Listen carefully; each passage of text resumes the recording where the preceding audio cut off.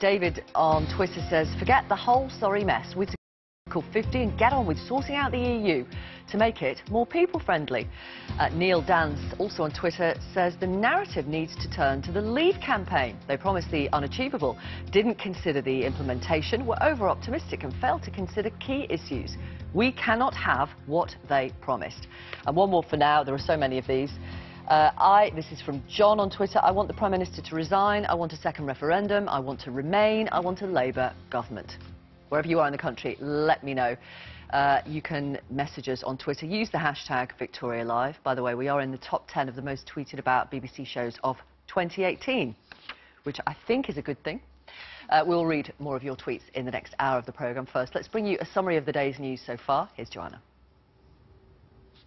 Good morning. Theresa May has begun a whistle-stop tour of the EU in a bid to rescue her Brexit deal. She'll meet the German Chancellor Angela Merkel and has already held a breakfast meeting with the Dutch Prime Minister Mark Rutte as she seeks new reassurances from the EU about the Northern Ireland backstop, the single biggest issue threatening the deal.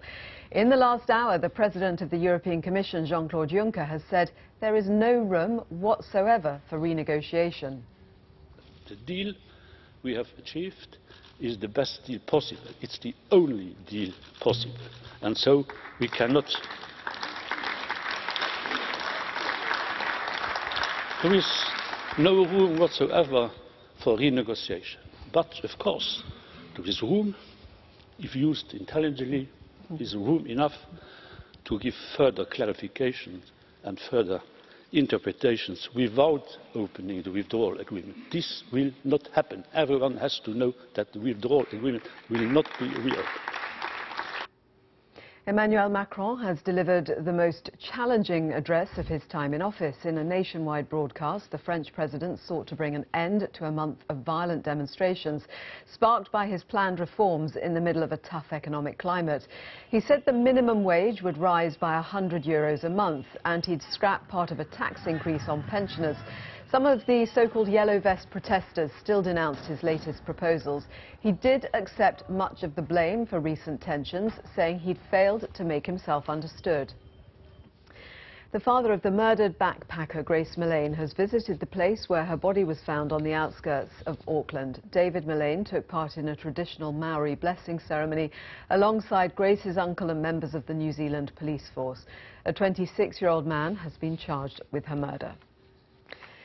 The actress Sarah Hyland has spoken out about the trauma of undergoing 2 kidney transplants and how the procedure left her contemplating suicide.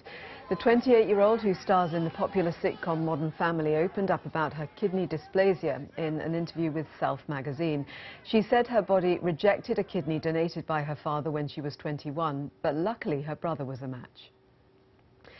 Scientists are warning that newly discovered melting glaciers in East Antarctica could cause significant sea level rises around the globe. The region has long been considered stable and unaffected by some of the more dramatic changes occurring elsewhere on the continent. But images from NASA show that ice streams running into the ocean along the eastern coastline have sped up. Puzzles like Sudoku and crosswords do not protect against mental decline. That's according to research from the University of Aberdeen. Around 500 volunteers had their cognitive abilities monitored against the time spent on brain training quizzes. However, the Alzheimer's Society maintains that the games can still reduce the risk of developing dementia later in life. That's a news summary. Back to Victoria. Very much, Joanna. Later on in the programme, we are going to talk more about Sarah Hyland. Joanna mentioned her in the news, a star of Modern Family, talking about having 2 kidney transplants and talking in a very moving way, because she says because the first one, which was given to her by her dad, failed, she felt like she had let him down. Also, we're going to be hearing about the Church of England's new guidelines on welcoming transgender people into the church, and that's just before 11 o'clock. Good morning. It is Tuesday morning. Welcome to our programme. If you're getting in touch, use the hashtag #VictoriaLive. You can send us an email, victoria@bbc.co.uk. I don't really know what we're going to start talking about first on the programme today. Now what? Was supposed to be the day that MPs were going to vote on Theresa May's Brexit deal, as you know, but she called it off, admitting to the House of Commons it would have been rejected by a significant margin. So she's going back to Brussels and various other places actually this morning to ask for changes. MPs reacted with some fury to the announcement, with Labour leader Jeremy Corbyn saying she had lost control of events. To make things even harder for the Prime Minister, the European Council President Donald Tusk says the other EU countries will not renegotiate her deal, including that controversial Irish backstop. Let's talk to some voters and some politicians today. Eleanor Durdy voted Remain in 2016. She does now want the UK to leave the European Union, and she supports Mrs May's deal. Bindi Korea voted Remain and wants a referendum on the deal Mrs May has negotiated. Hani Mustafa is an activist for the Conservatives. He was too young to vote in the EU referendum but would have chosen to leave. He would rather no deal than what Theresa May is offering. Russell Locock he voted to leave. He says Theresa May is not going to be able to deliver the type of Brexit that people voted for. And Abby King is a Remainer, a Labour volunteer, and her biggest concern about Brexit is the end of free movement. OK, I'm going to ask you all, what do you think, Abby? I mean, it's absolutely chaos. The scenes in Westminster yesterday are completely unprecedented. I've never seen anything like it. I just can't believe that we've allowed it to get this far. I mean, Theresa May doesn't even have control of her own cabinet, let alone the government, let alone the country. So, as a voter, you just almost can't believe what you're seeing on the news. Even just from yesterday overnight, things have changed, and it's hard for someone to keep up. I don't know how you MPs do it. Russell, what do you think? Absolute shambles from beginning to end. I've looked at the political scene for over 60 years. I have never seen anything like this. Sheer indecision. Turkeys wandering around, wondering what was in store for them just before Christmas. What about yourself, Honey? I mean, I personally think the sheer contempt certain politicians have shown for us 17.4 million people, you know, who want to leave the EU has just been completely disgraceful. Which politicians? I mean, names? you know, MPs calling for a second referendum, you know, people, you know, who like to brandish leave voters as racist or stupid, or that we didn't know what we were voting for. I just find that completely awful and disgusting. But the events of the last 24 hours? I mean, you know, certainly I don't agree with the Prime Minister's deal, and, you know, I think in that respect, you know, she should resign, quite frankly. She's not been able to deliver what what the British people wanted. Eleanor? It's disappointing, to be honest. You know, the referendum happened as a Remainer. It was disappointing when we voted to leave, but I've come to accept that, as many people have. And this deal's been put on the table, and now it's not even happening. It's sort of, she said, it's my deal or no deal. And now at the last minute she said, oh, actually, I might change it because I might lose. You know, if we went through our lives saying, I might not do it because I might lose, you know, what would life be like? So it's just really disappointing that we seem to have a step forward and then run backwards. Bindi, what about yourself? I just echo what all my fellow voters say on this panel. It's chaos, it's a complete lack of decision-making from all of our fellow MPs. Sorry to all of you here, but I just think they didn't have a chance to make a decision. Some of them didn't have a chance to make a decision on the deal because the vote was pulled. Well, I just think we need some direction and focus, and from whom? Let us, everybody, from the MPs, because we all just need to carry on and get business done. As someone that works in the tech industry, we just want to, you know, get things done. Okay. We're going to hear from politicians and from a Spanish journalist and a German journalist, actually, to see what they think, if anything. Oh, by the way, this is Andrew Bridgen. He's Conservative MP. Sorry for arriving late. No, it's fine, it's fine, it's fine. He's not I mean, you are definitely not a fan of Mrs May. We'll talk to you about that, about what you want to happen next in a moment. I think the question is, what can Mrs May actually do now? What could the timetable be? How have we got here? Here's a quick up-sum from our reporter Jim Reid. So Theresa May's Brexit deal will not now be voted on in the House of Commons as planned. As things stand, though, we are still meant to be leaving the EU on March 29th. No one then is really sure what happens next. Here, though, are some possibilities. The Prime Minister will now visit other leaders to ask for changes to her deal, and in particular arrangements for Northern Ireland. EU officials, though, have said there is no room for big concessions. Based on that visit, there should be another vote in Parliament, perhaps next week, much more likely next year. If the new deal passes, then we almost certainly leave the EU in March and move straight into a 21-month transition period. If there is no agreement by March 29th, then we could, in theory, leave with no deal whatsoever. That would mean all EU rules no longer apply, and we use wider international law instead. Many companies and economists, though, are very worried about the impact on trade and investment.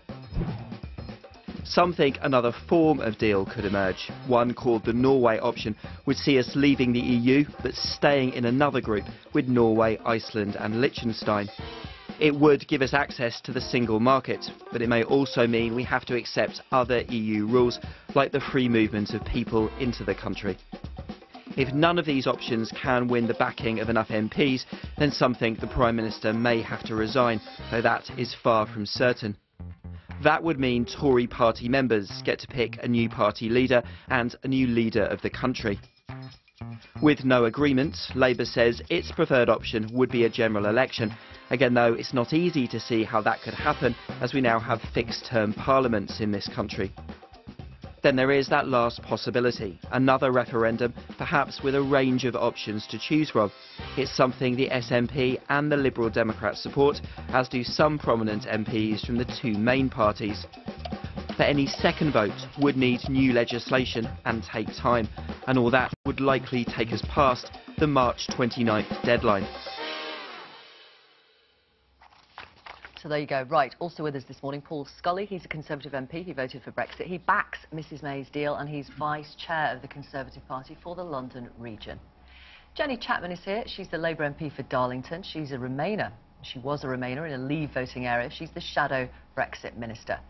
Liberal Democrat MP for Oxford West and Abingdon, Layla Moran, is here. The Lib Dems, as you know, want a referendum on the deal, as do the SNP. And Joanna Cherry is the SNP MP for Edinburgh South West. She's with us today. And finally, Andrew Bridgen, Conservative MP. He will vote against Mrs May's deal, and he wrote his letter to try and trigger a no-confidence vote in his boss. Seems like such a long time ago now. When was that? It was the 10th of July, after the deeply flawed Chequers proposals came forward. I think we're where we are today because the Prime Minister didn't listen to my concerns and the concerns of many people in the Conservative Party. Still can't get rid of it, though, can you? Well, we're still trying. I mean, there is time yet. Christmas is coming. Also with us, two journalists, Stephanie Bolton, who is the UK correspondent for the German newspaper Die Welt, and Rafa de Miguel, who is the UK correspondent for the Spanish newspaper El País. Thank you both for coming on our programme. We look forward to hearing what Europe thinks of what's going on in this country. Paul Scully, how much of a mess is this? I think this is something that is always going to be choppy to get the numbers. How much of a mess is it then? Well, it's frankly, there have been mistakes over the last couple of years in terms of the sequencing, in terms of the way that the negotiations have panned out. I wish we weren't hung up on the Irish backstop. A medium-sized mess or a massive mess? Look, the fact is we got hung up on the Irish backstop a year ago, and so we are where we are. I'm a pragmatist about this. I think people want to get on. They want to leave the EU in an orderly way as possible. So what she needs to do now, the Prime Minister needs to do now, is go back to Brussels and get as much assurance, whether it's an addendum to the withdrawal agreement, whether it's a change to the political, well, that would be, but whether that be a political declaration, she needs to have something that will explain to people here why the EU do not want this backstop to last any length of time themselves as well. That's just not coming across at the moment. What chance, Stephanie and Rafa, of European leaders agreeing to this addendum, something that I don't know, says that British Parliament can have a veto on going into the backstop, or that they can vote about it every year? What do you think? No, I think the chances are not very, very high, because they will. I mean, people I talked to in Brussels and Berlin in the last days, they said they want to be helpful because they obviously know this is a very serious situation also for Europe, but they will not do anything legally binding because they have done that in the withdrawal deal. It took a year and a half to negotiate. They will not open it again. I totally agree. Like, the Spanish government, for instance, has said that it's going to have a very constructive attitude towards Mrs May's requirements, but nothing that would be legally binding. I mean, it took a long time to reach that deal. Now, if she wants the European Commission to clarify some of the terms of the agreement, that should be okay, but nothing in the text should be changed. But then if she can't get those extra assurances or anything like that, then we need to start not just the contingency planning for no deal, but also the bilateral agreements, because actually we need to open up that discussion properly with the EU. Yeah, but the choice isn't between deal or no deal. Well, it's sort there of... is, well, there is a third way, and that's why I and other Scottish parliamentarians went to the Court of Justice of the European Union for them to clarify that it's open for the United Kingdom to unilaterally revoke the Article 50 notice and stay in our current terms and conditions. Now, that's why I support a second referendum. I think it's clear that the promises that were made to people 2.5 years ago, people who voted leave, promises such as all that money for the NHS, the easiest deal in the world, your prosperity will be increased by Brexit, all of those promises have proved to be undeliverable, and we actually know the opposite. We're not going to get easy trade deals. Our prosperity is going to be decreased. Okay. So circumstances have changed. Well, actually, it is correct, Andrew, even the evidence from your own government, who I know you're not too keen on at the moment, but all the independent evidence from your own government and the evidence from the Scottish government shows that on Theresa May's deal, jobs and living standards will be hit. Let me read some messages from people watching around the country. On text, do the great British public really care who is Prime Minister at the moment? I personally don't care who does it, but please, please sort this Brexit farce out now. Otherwise, we will very, very quickly slide down that list of the world's richest nations. Brian says there was clear detail what leaving the EU would mean when we voted in the referendum. The politicians wanting to stay tied to the EU in any way are not accepting the people's democratic vote. Is democracy now dead and buried in our country? What is the point in voting ever again? Fiona, text this. What is the real fear of a final people's vote? The choice for previous leavers and remainers will be to either repeat their preferences or change their minds.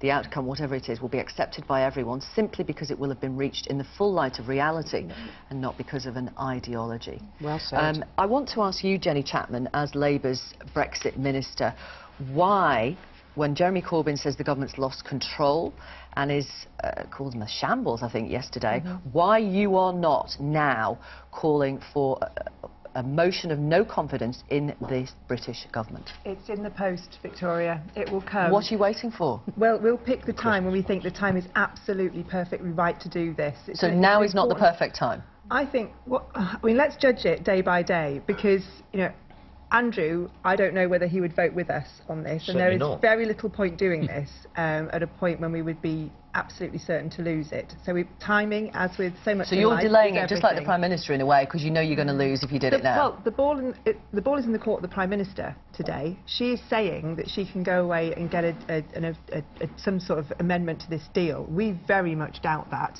But we do still believe, even at this late stage, that there is a deal that could be done, that Parliament could support. But how can you say that when Donald Tusk and Jean-Claude Juncker have made clear that there is to be no further negotiation? Now, I understand that Labour need to think about the timing, and we've said, the SNP, that we'll talk to you about timing and we'll support you in a motion of no confidence. But Labour your leader's calling for it now. Yeah, but we're talking. Our parliamentary leader was meeting with Jeremy Corbyn last night to discuss this. So we want to work with Labour on this. This is a time for cross-party working. Yes, but the point is there has to be a reality check here. There is no better deal available. Europe has been crystal clear.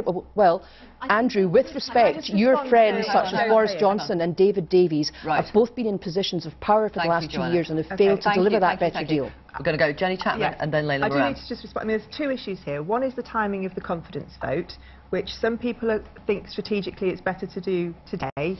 Others think that it's better to consider that a little bit further and pick the right moment to do it, because it's not about us, this, and what makes us feel good in Parliament. This is about the people of this country who want to see us taking considered, sensible decisions. So there's that. Whether or not another deal can be done, I appreciate the remarks of Donald Tusk and other leaders are saying that another deal is impossible. What do you expect them to say? Of course they're saying that at the moment. They have spent a lot of time getting this deal to where it is. But they've also said that if the Prime Minister's red lines were to change, that another deal, that it is worth negotiating further. And if she were to go to Brussels and say, we would like a permanent customs union, that would change the negotiating starting point, and that would take you in a different direction. Layla Moran, how cross are the Lib Dems with the fact that Labour aren't tabling this motion of no confidence in the government? All of us at this point, I mean, what Joanna said is right. We want to work with Labour. It was made very clear by the Speaker yesterday that it needs to be Labour that calls this vote of no confidence, but we have been absolutely upfront. This is a mess.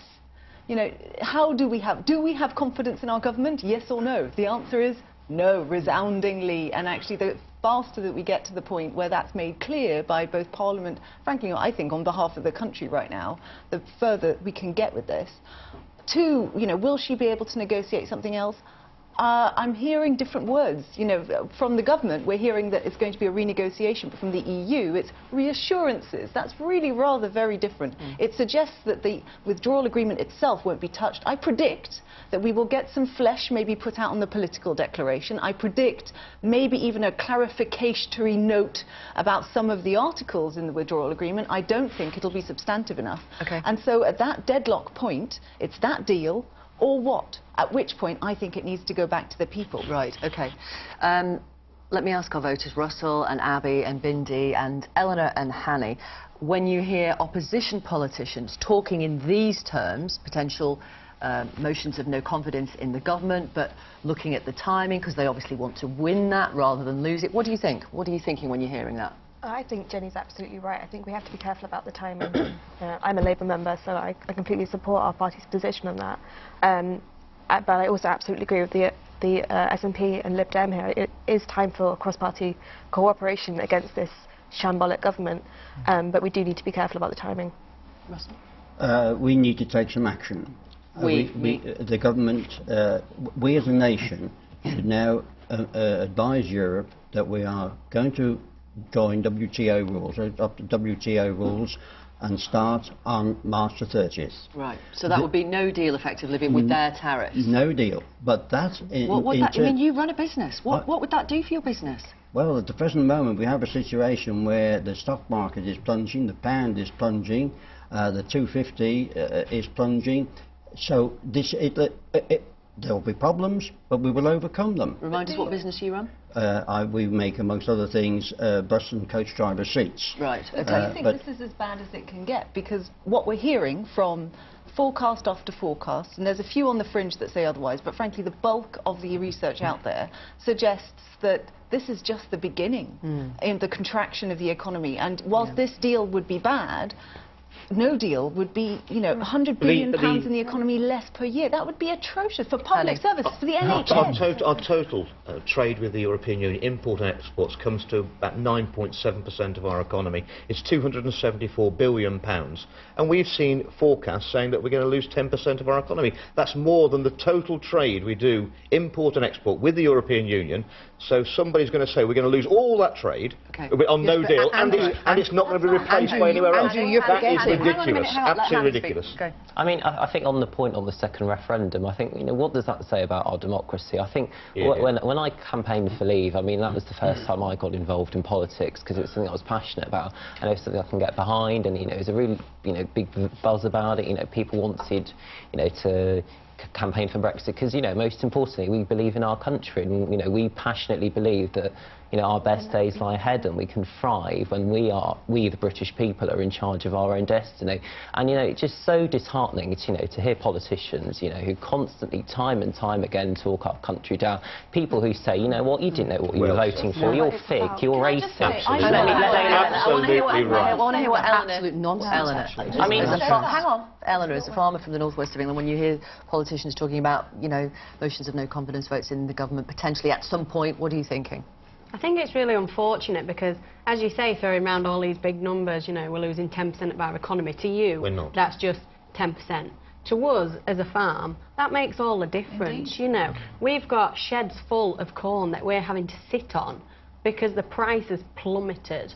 You know, the price of our machinery keeps increasing, yet the price of our actual produce is going nowhere and it's decreasing. So you throw around all these big numbers, but you don't actually realise how they're affecting, you know, normal people. So you need certainty, is basically what you're saying. It's huge uncertainty. Yeah. But not certainty at any cost. Well, you know, the deal that is presented at the minute, I am for the agricultural sector, purely because, you know, we will be taken out of the Common Agricultural Policy, which actually, for things like licensing chemical products, for us, will be a lot better. But it's just been overshadowed all the time by we need another vote, we need this. We'd had a vote. And when you hear people like Andrew Bridgen talking about WTO rules, or Russell, World Trade Organisation rules, where, you know, the average tariff is pretty low, it's about 2.6%. For cars and car parts, it goes up to 10%. for dairy products, it can be around 36%. I don't think you're a dairy farmer. No, I'm not. No, but can you imagine being a dairy farmer, Andrew? But under I've got dairy farmers in my constituency, of course. They would be happy with 36% tariffs. But most of the dairy products are imported into our country, not exported. It would be a benefit for our dairy farmers. But we could enter. But you have to be honest about that, don't you? Yes, let's be honest about it. So under tariffs. Under WTO, we could enter into free trade agreement talks with the European Union as soon as we leave on no deal, and we could have 10 years with tariff-free trade while we negotiate that deal. Nothing would change. Nothing would change. The problem with what Andrew's saying is that earlier... We're the customer. Just let me finish, Andrew. The problem with what you're saying is that earlier this year, the Conservative government carried out impact assessments of leaving under different terms and conditions, leaving to join the EEA, leaving under WTO rules. The worst result in terms of impact on the economy was leaving under WTO rules. Now, you can throw about all these facts and figures, but the research, as Leila has said, the bulk of the research shows that what you are proposing would be deeply damaging to the economy of these islands. Furthermore... no, that's enough now, sorry, Joanna. Hang on. Those reports... I want to bring people back to now. What, is there and how realistic it is that Mrs May can get some changes, and then, if she does, whether that deal would get through. Briefly, Bridget, what would it take for you to vote for Mrs May's deal? It would be a wholesale renegotiation of the withdrawal agreement. I don't think she's going to get that. If she's got to hang up, it's all about the dreaded backstop, which is an anathema. But it's not just about that. I mean, I was back at Lancaster House. I was told we're going to pay £39 billion of our taxpayers' money, a huge amount of money, for a future relationship. Under the withdrawal agreement we've got now, we're paying £39 billion. £39 billion. No, we have no legal obligation. Which we agreed. £39 billion. Which we agreed last year. To be fair, we agreed the money last year. December last year we agreed that.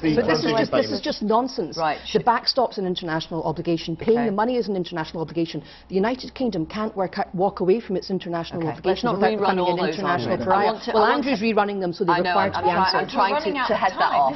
I'm trying to head that off. I want to ask you, Paul Scully, as somebody who's still backing a Conservative MP who's still backing his boss, about how realistic, or whether it is fantasy world, that she's going to come back with something substantive enough that will get this deal over the line. Well, I think because we are getting hung up with money that was agreed in December last year, with the Irish backstop, which was actually started talking about this time last year. So you're right to focus on where we are now. So I think she can do stuff not to satisfy someone like Andrew, who, as he rightly says, wants a wholesale negotiation. But there are plenty of people who just want to get on to the next stage. Bear in mind, we're only halfway through the process. Sorry if you're bored of Brexit already, we're only halfway through. This is about getting us out. We've now got to get to the next stage of future negotiation. And that is what can, if we negotiate in a different way, in a different style to get that, a decent future deal, that's what can make an imperfect deal into a really good one. But I tell you what, it's no accident that you've got two Tory MPs here, because you've got you talk about cross-party working. You've got the Labour Party, who your leadership just wants a general election. It's not about a deal, it's about having a general election. You've got the Lib Dems, you've got the SNP, who just want to wake up and pretend this has never ever happened. No, we never said that. Well, I'm just going to correct you. No, when you, I tell you, it's when you talk about people's vote, at the end of every tweet, it's hashtag exit from Brexit. I mean, that's pretty clear. That's a pretty clear statement. And that didn't do good at the last general election. Don't want this to happen. So therefore, it leaves it to the Conservative Party to actually debate amongst themselves how we leave. And Andrew and I disagree. We both leavers, but we disagree on how we leave. And I think this one does still well, look, we're sat around these tables this morning, and you can hear how these politicians are arguing and squabbling. Business requires something to happen now. And what needs to happen now is for the government to take a fundamental decision and say to Europe, we're joining WTO. On March the 30th, we'll be trading with their rules. But let me ask Rafa and Stephanie. Sorry, Russell. I mean, you can't get into the heads of EU leaders necessarily, but you are more expert than certainly we are. If Mrs May said that, and she said it with conviction, would that have any effect on them? No. No, it will not. I mean, actually, no, it won't. And I think it's really, if I may say with all my respect, I think it's irresponsible, the kind of unicorns you are sending into the public again and again, because it's like the EU has to come up with the deal you want. Britain has decided to leave, and Britain has to offer Europe something and not vice versa. We're offering you £39 billion, which we don't legally owe to you. Can I just ask you a question on this? Imagine you don't pay that, and then you want to negotiate a free trade deal? Exactly. That's not a good starting point, is it? Well, at the end of the day, the EU can borrow money to bail out their economies, Greece, Portugal, Spain, wherever. You can't borrow money. They can't borrow money for their national budgets in year. Therefore, if we don't pay over the money, which is a good leverage for us, they'll want to come to the table because they'll have to either increase the payments by other nations remaining in or cut their projects. They are just no idea what to do either of those. Budget anyway. That's called negotiation. We've got the money. We're the customer. We negotiate from a position of strength. We buy twice as much from you as we sell to you. Of course, we're the customer. If this is all so easy, why wasn't David Davies or Boris Johnson, who agree with you, able to achieve this? If this is as easy as you say, why haven't members of Theresa May's cabinet, as was, who are passionate Brexiteers like you, been able to achieve it? Answer is because it isn't as easy as you say. Don't answer your own questions. Well, answer your own questions. You're not going to answer it honestly, so I'll answer it. Because the Brexit secretaries have been bypassed by the Prime Minister. This texter says the only reason we're in this mess is because not one politician has the will to leave the EU. Exactly. They have spent the last 2.5 years trying to find a way to keep us in Europe. It's not complicated. Leave means leave. The people have voted. The outcome was leave. A clean break from the EU. Simple. Steve says, it's very apparent that Mrs May doesn't want us to leave the EU, so this is her way to get the country to have another referendum, knowing full well some Leave voters will change their minds and vote Remain that way. It's called democracy. And vote Remain. That way we still get billions of euros to bail out the UK. Stuart says, do the Leavers on the panel still believe all the promises made by the Leave campaign are achievable? And Alan says, you think the riots in France are bad? Just see what will happen in this country if there is any attempt to have a second vote. I mean, Hanny, do you think that's realistic? Civil unrest? I think that's talking the country down, don't you? The Archbishop of York did say that. He thought there would be civil unrest if there was a second vote. What do you think? I mean, I think, it's important for the politicians here to realise that, once you get out of your, London bubble and you talk to people, I live in Peterborough, 64% of, people in my city voted to leave. People are absolutely livid. They gave you a simple instruction on June the 23rd in 2016 to vote and leave the European Union, and that is what must happen. It's no ifs, no buts, no half-in, no half-out. We need to leave the European now, because I promise you, your constituents, next time you come back, an election, whenever that may be, they will vote you out because people are angry. You don't. Can I just point out that I live outside the London bubble as well, and my people voted Remain. Wishing to frustrate the will of the people. People wanted to remain part of the United Kingdom. My people voted Remain. I'm not restricting them and representing them. I overturned a massive Conservative majority in my seat, because my seat does not want this hard Brexit that Theresa May was offering at the last election. And the fact is, they know how bad it's going to be for the science sector, for the university sector. I think it's no mistake that there are 2 science and university ministers who are now campaigning for people's vote, because they know how terrible it's going to be for my constituents. Jenny Chapman of Labour. Yeah, if I can just get the word in. My constituents voted Leave. I do not live in a Remain bubble by any means. I have family members and very close friends, and I went with them to the polling station. They voted Leave, I voted Remain. So nobody can tell me I live in a Remain bubble. But what I'm not going to do as the representative of 75,000 people is take decisions or just go along with Andrew Bridgen's version of Brexit in order to make myself popular with a few people in my constituency, because actually, as you quite rightly pointed out, people who voted Leave are thinking, engaged with this, they are critically assessing what is happening. They're not going along with this either. They want to know that they're going to get a good deal and the kind of Brexit they were promised, which means that we have a close trading relationship, we stay collaborating with Europe, which is what everybody told them they could expect. But Jenny Chapman, you also have to be, sorry to interrupt, you also have to be honest. What Labour is advocating is effectively what we have now, a single market and a customs union, not the customs union, as if it would be that different. I am being honest.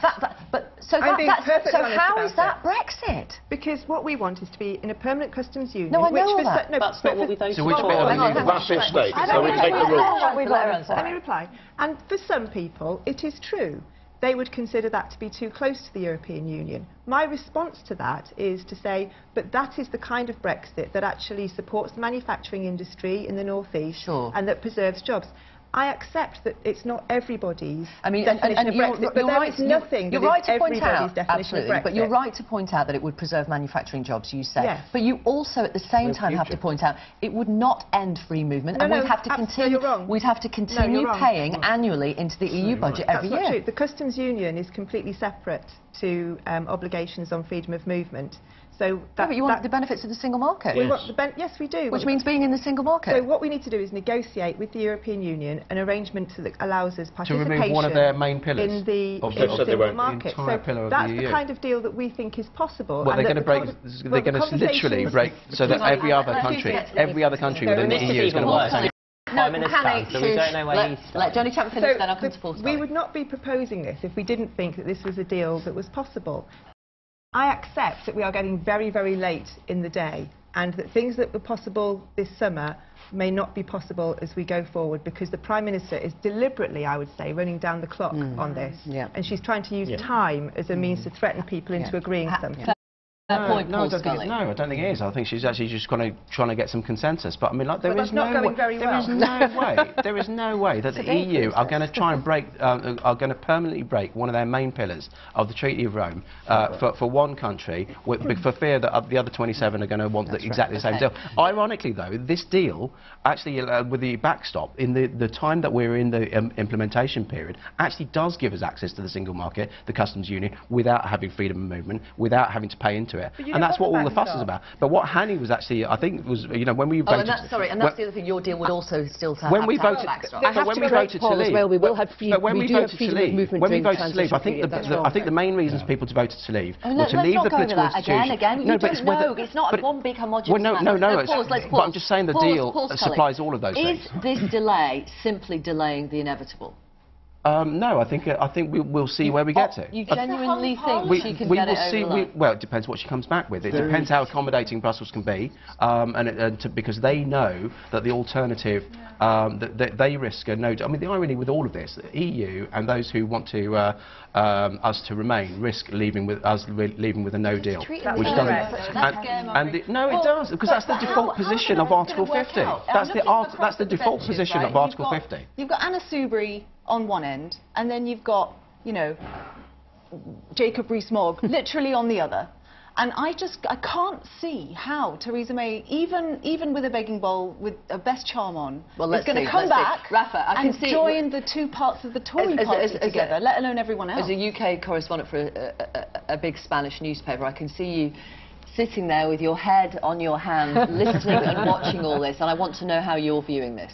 Well, I've got the advantage of having an emotional perspective of the whole thing. And for instance, when you were talking about Labour and the best time for presenting a no confidence motion, I mean, there's a basic rule in politics: when your enemies are just ripping each other off, you just don't do anything. Just wait and see. So I totally understand the strategy of waiting for the right moment. But I think, as you were saying, Theresa May is just delaying the inevitable. I don't think she's going to get any more concessions from the EU, maybe nice words, that's it. But I don't think that's going to convince anyone who is already convinced here in the UK, especially the Eurosceptics. Okay. So thank you, Rafa. Final quick word from Abby and Bindi and Russell and Eleanor and Hanny, if I may. Yeah, I just think the talk here is so it's just so condescending towards the EU. We voted to leave. We can't then be in charge of the narrative and tell the EU what to do. It's just ridiculous. I don't understand why you think you can pick and choose what you want from the EU. Negotiation.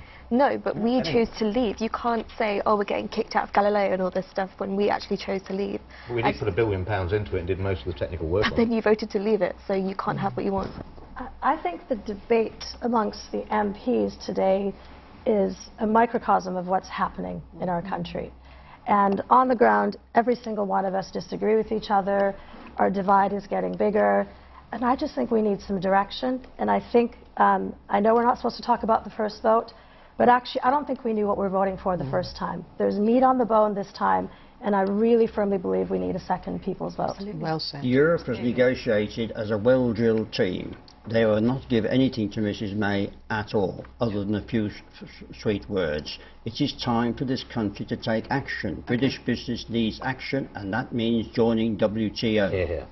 Eleanor, briefly. I just think that although she's not going to come back with anything, I think it's quite accepted. She needs to put it to the Commons, and then the vote will go either way on that, and then we can move forward from that. It's just a political war at the minute, you know. Labour backstabbing them, it's the Lib Dems joining in, and the SNP having a bite of the cherry. They just all want rid of May, but there is nobody else who will do a better job. Oh, she's so... Oh, yeah.